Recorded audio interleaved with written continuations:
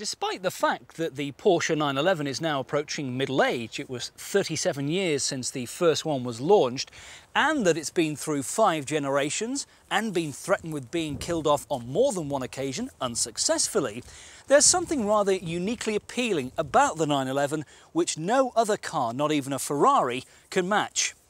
And despite the fact that a new 911 now costs at least £56,000, there are plenty of good used examples to be found. For instance, this, a 1979 911 SC Targa. It's done 84,000 miles, it's had 3 owners, it's in exceptional condition for its age, and it would cost you £12,000. The 911 has so many unusual quirks to it that many people are put off buying them. For instance, the rear-mounted engine, which can make them a little tail-happy in the wet. But slip behind the wheel of a 911, start up the air-cooled engine behind you and listen to that wonderful sound. Now, finding a good 911 can be a bit of a minefield, all the different models, variants and generations. So here's our guide on what to pay for one. A 1979 911 SC Targa, around £12,000. A 1987 911 3.2 Carrera with 100,000 miles, £15,000. An H-Reg 911 Carrera 4, 19 grand. Or how about the superb looking 911 Carrera Sport Targa 3.2 from 1988 for £17,500.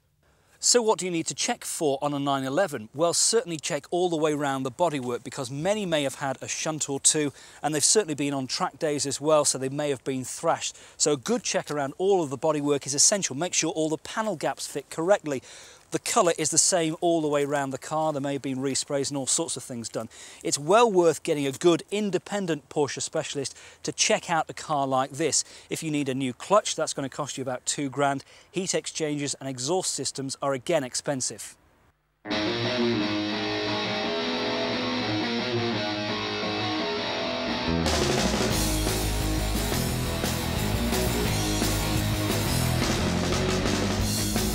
It's out on the road that will finally convince you whether to buy a 911. Once you've got used to its rather unusual habits, it's a car that can put a big smile on your face, and it's quick as well. Find a dry, clear road, floor the throttle, and you'll rocket off into the distance. And despite the fact that this is not an expensive 911, it's still got that envy appeal to other drivers who want to give you a race away from the traffic lights or tailgate you.